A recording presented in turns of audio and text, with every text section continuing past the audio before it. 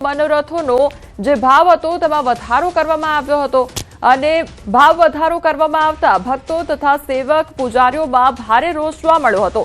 ખાસ કરીને જે સોનાના શિખર પર ચડાવવામાં આવતી ધજા છે જે અગાઉ 600 રૂપિયામાં ચડતી હતી તેનો ભાવ વધારીને 2500 રૂપિયા કરવામાં આવ્યો હતો। આ નિર્ણયને લઈને ભક્તોમાં નારાજગી ફેલાતા ટેમ્પલ કમિટીએ હાલ પૂરતો ભાવ વધારો મોકૂફ રાખ્યો છે।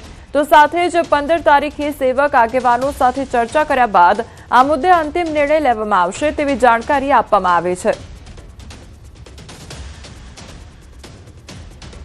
સંવાદદાતા ઉમંગ અમારી સાથે જોડાઈ ગયા છે। ઉમંગ, જે નિર્ણય લેવામાં આવ્યો હતો તે હાલ પૂરતો મોકૂફ રાખવામાં આવ્યો છે મનોરથને લઈને, હાલ શું અપડેટ મળી રહ્યું છે? બિલકુલ ચોક્કસથી કોમલ, જે પ્રકારે વાત કરું, સુપ્રસિદ્ધ યાત્રાધામ ડાકોરની અંદર આવેલું જે રાજા રણછોડરાયનું જે મંદિર છે, મંદિરની અંદર જે ભગવાનને અલગ અલગ પ્રકારના મનોરથ ધરવામાં આવતા હોય છે, ભગવાનને અલગ અલગ પ્રકારના ભોગ ધરવામાં આવતા હોય છે, મનોરથ કરતા હોય છે, જે વૈષ્ણવ આવતા હોય છે તેમના દ્વારા લાગો ભરવામાં આવતો હોય છે। સૌથી મહત્વની વાત કરવામાં આવે તો ડાકોર યાત્રાધામમાં જે મંદિરનું સુવર્ણ શિખર છે તેની પર જે ધજા ચડાવવામાં આવે છે તેનો લાગો માત્ર 600 રૂપિયા હતો। તે ટેમ્પલ કમિટી દ્વારા અચાનક તેનો વધારો કરવામાં આવ્યો હતો અને વધારાને લઈને જે સેવક ભાઈઓ છે જે ડાકોર મંદિરની સેવા કરે છે તેમના દ્વારા વિરોધ પણ કરવામાં આવ્યો હતો। જો કે આ સમગ્ર બાદ અત્યારે ડાકોર ટેમ્પલ કમિટી આ જે નિર્ણય છે તે હાલ પૂરતો મોકૂફ રાખવામાં આવ્યો છે કે જે વધારો કરવામાં આવ્યો હતો, જે વધારો હતો 3 થી 4 ગણો વધારો કરી દેવામાં આવ્યો હતો, તે તમામ વધારાઓ અત્યારે મોકૂફ રાખવામાં આવ્યા છે અને આવનારી 15 મે તારીખે ડાકોર ટેમ્પલ કમિટી અને જે સેવક ભાઈઓ છે તેમને એક મિટિંગ મળશે અને મિટિંગ બાદ આ સમગ્ર બાબતે નિર્ણય લેવામાં આવશે એવું અત્યારે ટેમ્પલ કમિટી દ્વારા જાણવામાં મળી રહ્યું છે। જી કોમલ। જી ઉમંગ, સમગ્ર માહિતી બદલ આપનો આભાર। હવે વાત કરીએ ગરમી વિશે।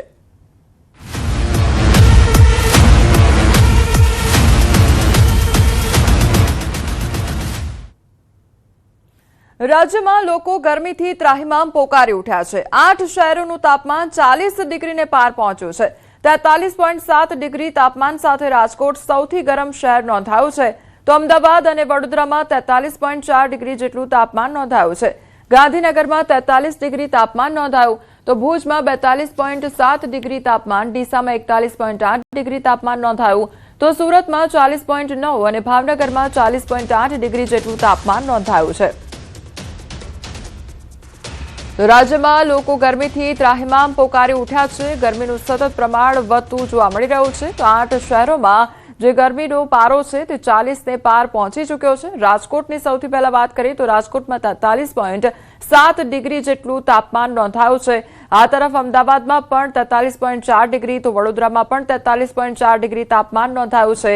ગાંધીનગરનો પારો 43 ડિગ્રી નોંધાયો છે। તો ગરમીથી ત્રસ્ત લોકો હાલ જોવા મળી રહ્યા છે અને હજુ પણ હવામાન વિભાગ દ્વારા ગરમીને લઈને આગાહી કરવામાં આવી છે।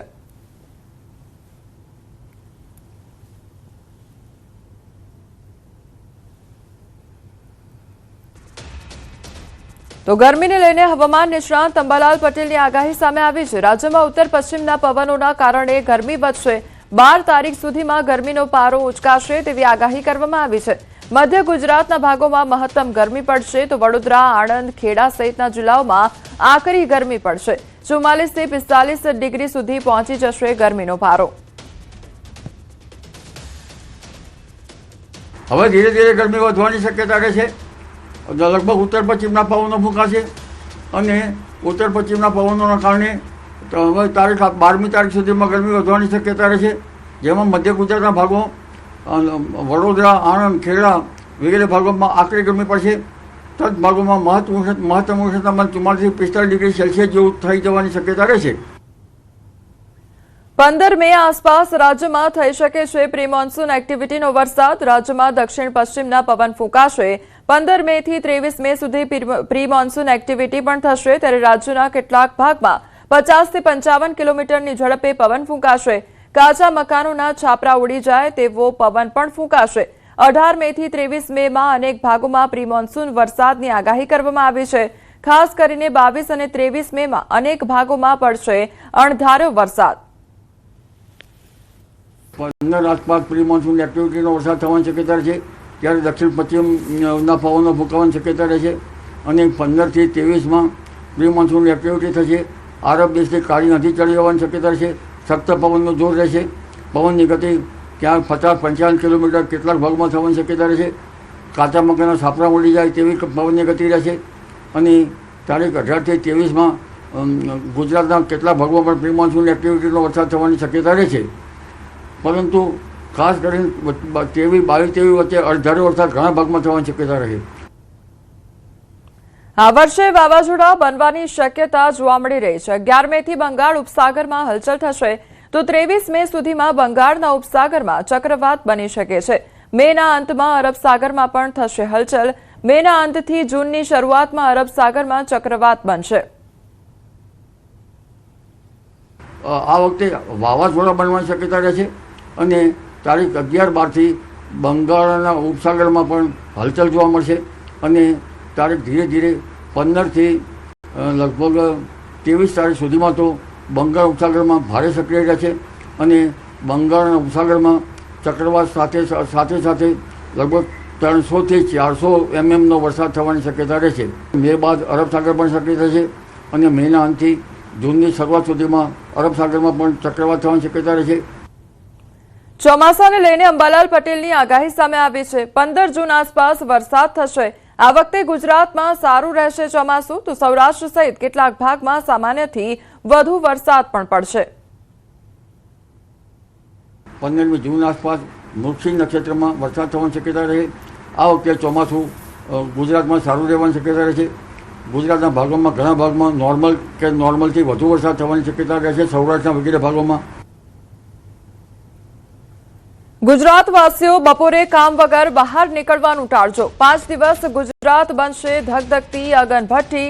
આજથી 5 દિવસ માથું ફાડી નાખે તેવી ગરમી પડશે. ગરમી અંગે હવામાન વિભાગની આગાહી સામે આવી છે અને મોટી આગાહી. અમદાવાદવાસીઓ 5 દિવસ ખૂબ સાવધાન રહેવાની જરૂર છે. અમદાવાદમાં આજથી 5 દિવસ ગરમીનું ઓરેન્જ એલર્ટ આપવામાં આવ્યું છે. આજે રાજ્યના 12 જિલ્લામાં હીટવેવની ચેતવણી જારી કરવામાં આવી છે. આજથી 5 દિવસ બનાસકાંઠામાં હીટવેવની આગાહી કરવામાં આવી તો રાજ્યમાં ધીરે ધીરે પારો 2 થી 3 ડિગ્રી વધતો જશે. ઘણા ભાગોમાં અંગ દજાડતી ગરમીનો પણ અહેસાસ થશે.